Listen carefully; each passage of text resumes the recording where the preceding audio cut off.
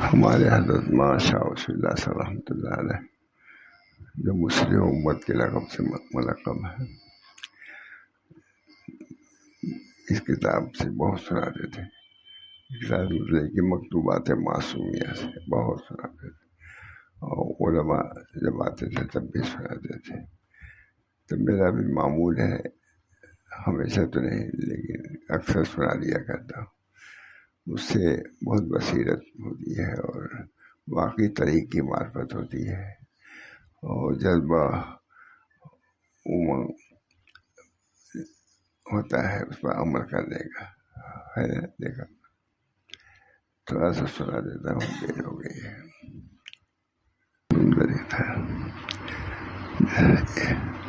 یہ خواجہ محمد معصوم حضرت مجدد صاحب کے ساتھ آتے ہیں. تو مجدد صاحب کے مکتوبات تو کو کبھی کبھی سناتے تھے حضرت، لیکن ان کے مکتوبات کو برابر ہے. حالانکہ اس وقت ترجمہ نہیں تھا، لیکن اردو خود ترجمہ کرتے تھے، اور علماء کے سامنے زیادہ یہی بیان کرتے تھے. بسم اللہ الرحمن الرحیم. یہ خط ہے اسلام خان کے نام. بسم اللہ الرحمن الرحیم. بعد حمد و صلات احوال و اوضاع فقراء این حدود مستوجب حمد. یہ خط لکھ رہے ہیں. حمد و صلات کے بعد فقراء کے احوال اور کیفیات حمد کے لائق ہیں. یہ مریدین جو خانقاہوں میں رہ رہے ہیں ان کے حالات پر اطمینان ظاہر کر رہے ہیں. الحمدللہ یہ لوگ کام پر لگے ہوئے ہیں. اللہ تعالیٰ سے تمہاری ظاہری و باطنی سلامتی و استقامت چاہتا ہوں. شیخ لکھ رہے ہیں، اپنے مرید کو لکھ رہے ہیں. اللہ تعالیٰ سے تمہاری ظاہری و باطنی باطنی سلامتی اور استقامت چاہتا ہوں. مطلب اصل یہی چیز ہے. اس طریق میں آ رہے ہیں تو سلامتی کے اندر ہو، استقامت بھی ہو. اللہ ہم سب لوگوں کو اس سے آگاہ بھی فرمائے اور عمل بھی کرا دے. بہت سناتے تھے ماشاء اللہ سے مکتوبات معصومیہ سے بہت سناتے تھے. مجدد صاحب کبھی مکتوبات بھی سناتے تھے، لیکن خواجہ محمد معصوم ہم نے اور کوئی دوسری کتابیں تھا سناتے ہوئے نہیں سنا. اس لیے ہم لوگ بھی عادت ہے سناتے. اللہ تعالیٰ سے تمہاری ظاہری و باطنی سلامتی و استقامت چاہتا ہوں. اللہ تعالیٰ کا ارشاد ہے، یا ایھا الذین آمنوا اتقوا اللہ ولتنظر نفس ما قدمت لغد. بس ضروری ہے کہ انسان اپنے حاصل کار اور نقد روزگار میں تأمل کرے. جیسے صبح ہوئی شام ہوئی کوئی فکر نہیں کہ کیسے گزری، کیسے رات گزری، کیسے دن گزرا، کچھ فکر نہیں. فرماتے ہیں بس ضروری ہے کہ انسان اپنے حاصل کار اور نقد روزگار میں تأمل کرے اور خوب اچھی طرح دیکھے کہ روز موعود کے عمل کے لیے جس کی مقدار 50,000 کی ہوگی اس نے کیا مہیا کیا، کیا کیا، دن میں کیا کیا، رات میں کیا کیا. یہ زبردست خط ہے، بڑا مکتوب بھی ہے. وہ 3 جلدوں میں ہے. یہ بہت حضرت سناتے تھے ماشاء اللہ سے، بہت سناتے. اس میں ترجمہ نہیں تھا، خود ترجمہ کرتے تھے. ضروری ہے کہ انسان اپنے حاصل کار اور نقد روزگار میں تأمل کر سوچے کہ وہ جو گزر رہا ہے کیسا گزر رہا ہے، غفلت میں گزر رہا ہے، اللہ کی یاد میں گزر رہا ہے. اور خوب اچھی طرح دیکھے کہ روز موعود یعنی قیامت کے لیے جس کی مقدار 50,000 سال کی ہوگی اس نے کیا مہیا کیا ہے. اللہ ہم سب کو توفیق.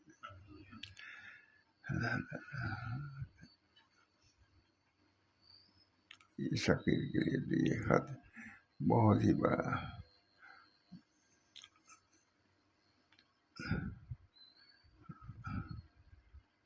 اور یہ بھی دیکھے کہ اس کے حسنات میں کون سا عمل قابل قبول ہے.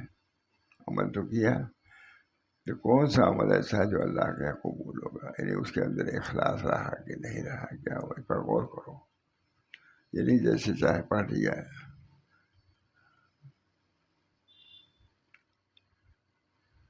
اور یہ بھی دیکھے کہ اس کے حسنات میں سے کون سا عمل قابل قبول ہے، تسبیح ٹھیک پڑھا کہ نہیں، سجدہ ٹھیک کیا کہ نہیں، دل کتنا لگا ہے، کتنا تم نے اس کا اہتمام کیا، سب کچھ اسی میں ہے مولانا۔ دنیا سب کاروبار الگ، یہ الگ،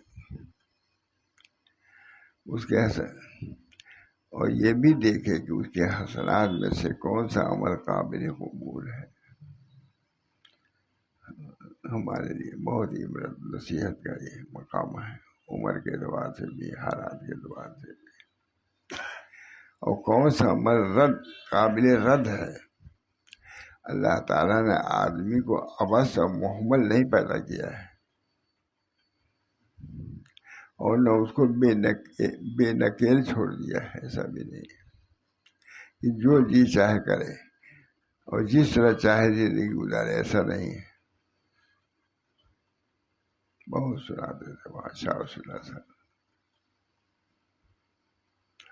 وہ اتنا نہ سناتے تھے، ہم لوگ تو جانتے بھی نہیں کون کتاب، جب وہ فارسی والی سناتے تھے، اردو خود ترجمہ کرتے تھے۔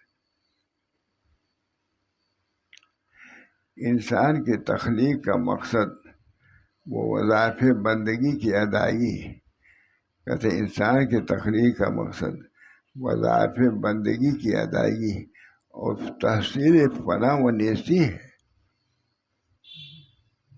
یہ ہے میرا اعزاز کہ میں کچھ بھی نہیں ہوں، حضرت محمد سے کچھ ہونا میرا ذلت و خواری کا سبب ہے۔ یہ ہے میرا اعزاز کہ میں کچھ بھی نہیں ہوں۔ محمد فنا کے پانی تھے، بالکل اپنے کچھ سمجھتے ہی نہیں۔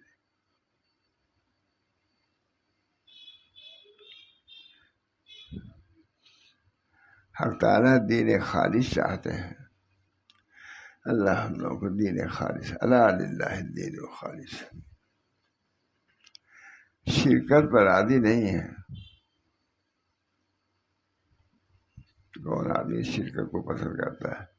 نہ اپنے باغ میں شرکت پسند کرتا، نہ کھیت میں، نہ گھر میں، چاہتا میں اکیلا بنا بیٹھا رہا ہوں، بندہ ہے تم بھی، تو اللہ تعالیٰ کی کیا شان، کیا شان ہے۔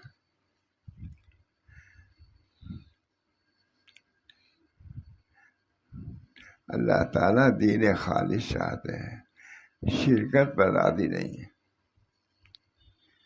وہ مخالفت نفس کا بھی مطالبہ کرتے ہیں۔ نفس ہمارے مقابلے میں ہے اللہ تعالیٰ، اگر نفس کی مخالفت کرو گے، نفس کو موافقت کرو گے تو ہماری مخالفت کرے گی۔ وہ مخالفت ہی کو ابھارتا ہی ہے، اسی لیے پیدا ہی کیا ہے، وہی امتحان گاہ ہے۔ اس کی بھی تعلیمات چل رہی ہیں، نبی کی بھی تعلیمات چل رہی ہیں، جو جس کا چاہے اختیار کرے طریقہ۔ لذت عاجلہ میں ہم ملحوث ہیں کہ مراد نفس کے پیچھے پڑے ہوئے ہیں، نفس جو چاہتا ہے وہی کرنا چاہتا ہے۔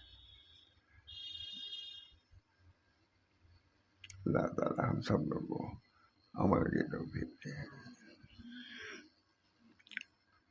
مراد نفس کے پیچھے پڑے ہوئے ہیں، لذت عاجلہ کے تحصیل میں کچھ عاجلہ یعنی جو فوری نفع حاصل ہونا ہے اسی کے پیچھے پڑے ہوئے ہیں۔ یہ کہ آخرت میں کیا ہوگا اس کی طرف نگاہ نہیں۔ وما ظلمهم اللہ ولکن کانوا انفسهم یظلمون، اللہ نے ان پر ظلم نہیں کیا ہے، خود انہوں نے اپنے نفسوں پر ظلم کیا ہے۔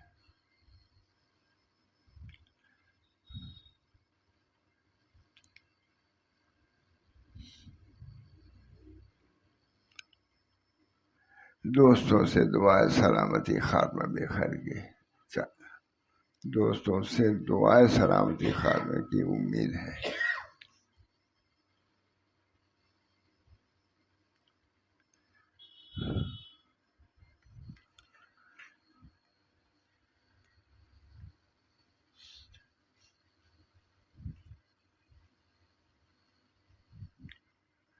تھوڑا سا بسم اللہ الرحمن الرحیم. خط ہے بعد حمد و ثنا. مکتوب مرحوم جو عاد راہ محبت تھا موصول ہوا. مرید کو لکھ رہے ہیں.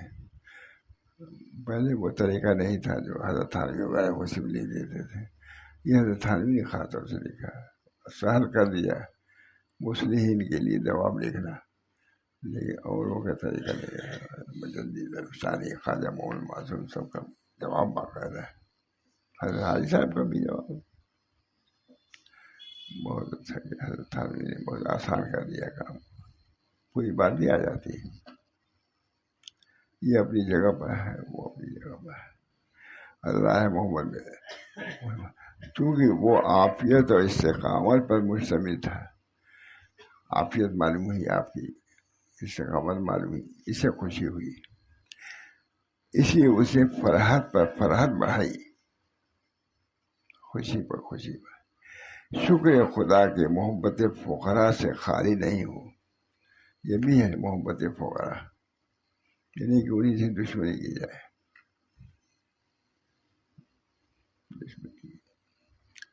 شکر خدا کی محبت فقراء سے خالی نہ ہو. جو خانقاہوں میں بیٹھے اللہ اللہ کر رہے ہیں ان کو بیوقوف نہ بناؤ. کسی نے پوچھا کسی سے کہ اس زمانے میں سب سے زیادہ بیوقوف کون لوگ ہیں؟ کہا وہی لوگ جو ترانے بے ذکر کرتے رہتے ہیں وہی بیوقوف. شکر خدا کے محبت فقراء سے خالی نہیں ہو. فقراء کی محبت رکھتے ہو، یہ بھی بہت بڑی بات ہے.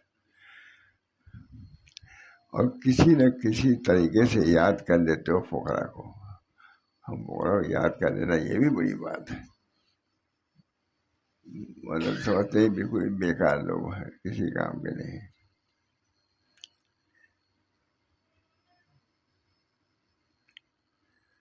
اسی اسے فرحت پر فرحت پر. شکر خدا کے محبت فقراء سے خالی نہیں ہو اور کسی نہ کسی طریقے سے یاد کر لیتے ہو. تم نے اپنے علاقہ کے بعد گمراہ کن لوگوں کے حالات لکھے ہیں اور ان کے اعتقادات بھی بیان کیے ہیں. تم نے لکھا ہے کہ وہ گمراہ لوگ بعث بعد الموت اس طریقے پر مانتے ہیں.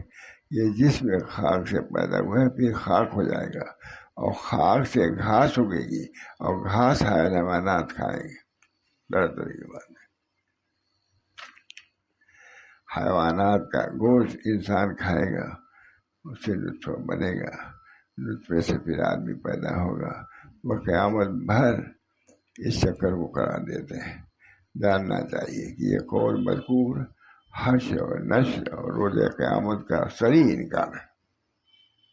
کوئی پیدا نہیں وہ دوسرا ہے. اس زمانے میں یہ چیز آ گئی تھی جو کہ عین کفر و زندقہ ہے. اور یہ قول ان احادیث اور نصوص قرآنیہ کا انکار ہے جس میں یہ بیان کیا گیا ہے کہ قیامت آئے گی. قیامت کا بار بار ذکر آیا ہے. مردے قبر سے اٹھیں گے، اولین و آخرین ایک جگہ جمع ہوں گے، حساب کتاب درمیان میں آئے گا، میزان برپا ہوگی، پلسرات نصب کیا جائے گا. مومنان تقوی شعار پلسرات سے گزر کر بہشت میں جائیں گے. کافی دوزخ میں گر پڑیں گے اور عذاب دائمی میں گرفتار ہوں گے. روز قیامت کا انکار کفر صریح ہے. بہت سے ہیں زمانے میں دہریہ جس کو کہتے ہیں اس کا انکار کر رہے ہیں.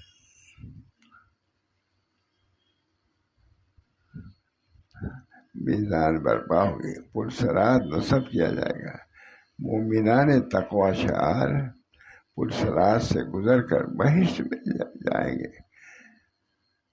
کافر دوزخ میں گر پڑیں گے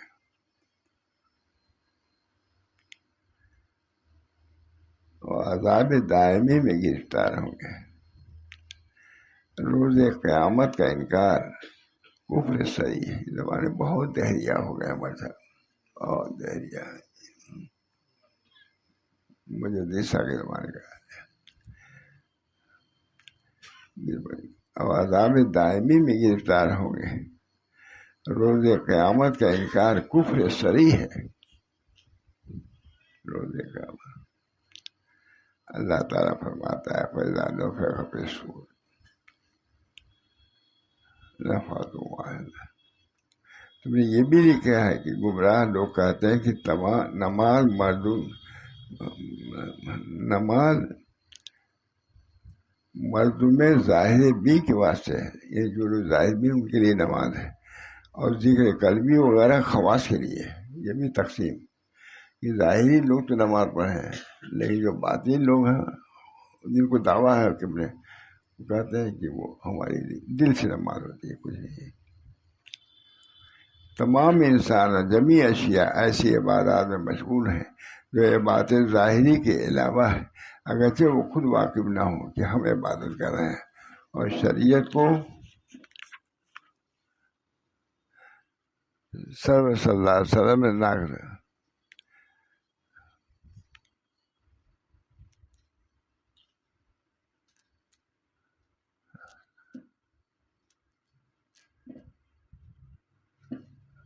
مخدوم نہیں ہے نا.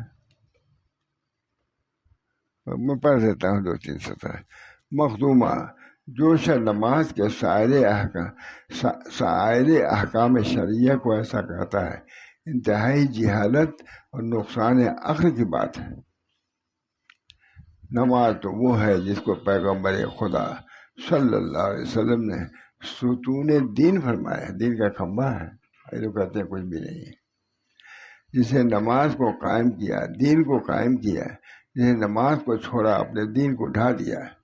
نماز کو معراج المومنین فرمایا ہے، اور آپ صلی اللہ علیہ وسلم نے اپنی راحت نماز میں محسوس فرمائی ہے. آنکھوں کی ٹھنڈک نماز میں پائی ہے. چنانچہ فرماتے ہیں ارحنی یا بلال، جب تھک جاتے تھے ہم کو یہ بلال راحت پہنچاؤ. نماز سے راحت ہوتی ہے. اب 4 رکعت نماز کے بعد استراحت کی لازم ہوتی ہے. نماز سے راحت، ہم لوگوں کی نماز سے سب سے زیادہ تکان ہوتی ہے. اپنی راحت نماز میں محسوس فرمائی ہے، اور آنکھوں کی ٹھنڈک نماز میں پائی ہے. چنانچہ فرمایا ارحنی یا بلال قرۃ عینی فی الصلاۃ، اے بلال مجھے راحت دو اذان دے کر، نماز میں میری آنکھوں کی ٹھنڈک پوشیدہ ہے. جو قرب ادائے نماز کے وقت ہوتا ہے وہ نماز کے باہر نہیں ہوتا ہے. کسی نے پوچھا کہ یہ کیفیت کسی نے دیکھا ہے کہ یہ کیفیت ہو جائے کہ محاسبہ سے بھی ہوا. پھر ہم نے سنا ہے تو کسی نے تھانہ بھون میں کہا کہ ایسی نماز دیکھنا ہو تو مولی وسیع اللہ کی نماز کے جا کے دیکھو. ہم نے سنا اور سنا وہی مدرسہ ہے وہاں، اس کے دواخانہ انہوں نے بیان کیا بھائی ایسی نمازیں دیکھنی ہے. میں نے بھی دیکھا عجیب و غریب نماز. وضو بھی 15 منٹ میں ہمیں وضو کرایا 15. اگر ہم نے کہہ دیا کہ حضرت ابھی دیر ہے جماعت میں، اس کو مسجد سے روکتے ہیں لوگ. مسجد میں ملنا نہیں چاہتے کسی سے، یہ خدا سے ملنے کی جگہ ہے جو غیروں سے نہیں. ڈانٹ دیتے تھے، بڑے لوگ ڈانٹ دیتے تھے. خیر،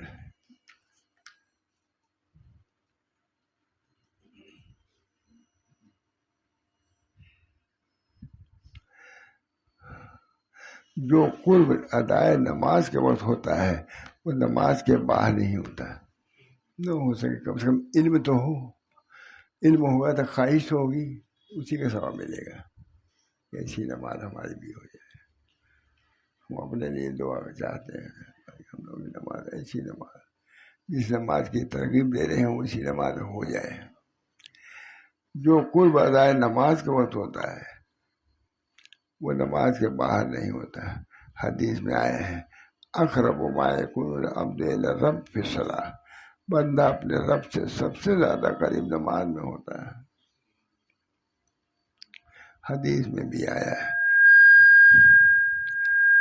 درمیان بندہ و خدا جو حجاب ہے وہ نماز میں اٹھا دیا جاتا ہے. کہاں کوئی پڑھتا بھی نہیں جا رہا ہے. درمیان بندہ و خدا، اللہ اور بندے کے درمیان میں جو حجاب ہوتا ہے وہ نماز میں اٹھا دیا جاتا ہے. اللہ ایسی نماز ہم لوگ کو عطا فرمائے. کوشش تو کرنی ہی چاہیے. پرانے کہتے آ گئے ہیں تم یہاں تک یہ بات آئی ہے. یہ ہم جیسے ان لوگوں کے لیے تھی ہمارے لیے بھی ہے کہ ایسی چیز ایسی نماز پڑھیں ایسا. درمیان بندہ و خدا جو حجاب ہے وہ نماز میں اٹھا دیا جاتا ہے.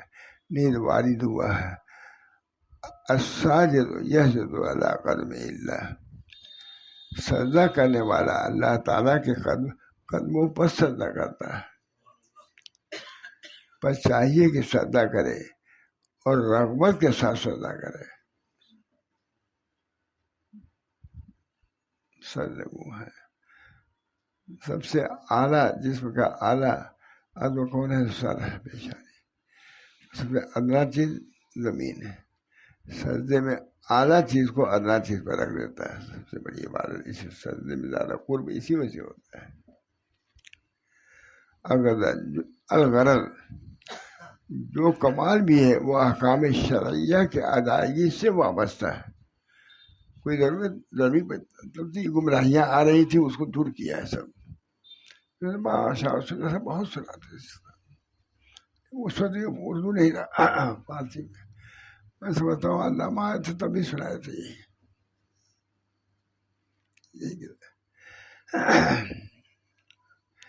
کوئی کمال نہیں، ضلالت و گمراہی ہے. فماذا بعد الحق الا الضلال. قرآن مجید اور حدیث نبوی سب کے سب ادائیگی احکام شرعیہ کی دعوت دیتے ہیں. صراط مستقیم یہی ہے. اس کے علاوہ راستے شیاطین کے ہیں. حضرت عبداللہ ابن مسعود سے روایت ہے کہ حضرت محمد صلی اللہ علیہ وسلم نے ایک دن ہمارے سمجھانے کے لیے ایک خط کھینچا اور فرمایا یہ اللہ کا راستہ ہے. پھر کئی خط کھینچے ادھر دائیں بائیں کھینچے اور یوں فرمایا کہ یہ شیاطین کے راستے ہیں. اللہ کا راستہ سیدھا دے ہوئی شیاطین کے راستے ان میں سے ہر ایک راستے پر ایک شیطان بیٹھا ہے جو اپنی طرف بلا رہا ہے. پھر یہ آیت پڑھی وَأَنَّ هَٰذَا صِرَاطِي مُسْتَقِيمًا فَاتَّبِعُوهُ. اس قول کو جمیع انبیاء کا متفق علیہ قول ہے اور جس پر تمام علماء حق کا اجماع ہے. کسی کے خیالات باطلہ کی بنا پر نہیں چھوڑا جاتا. شریعت کو ناقص العقل لوگوں نے بتایا. شریعت کو ناقص العقل لوگوں نے وہ ناقص کہنا عین کفر و الحاد ہے. اعاذنا اللہ منہ سبحانہ و ایاکم من ھذا الضلال. اس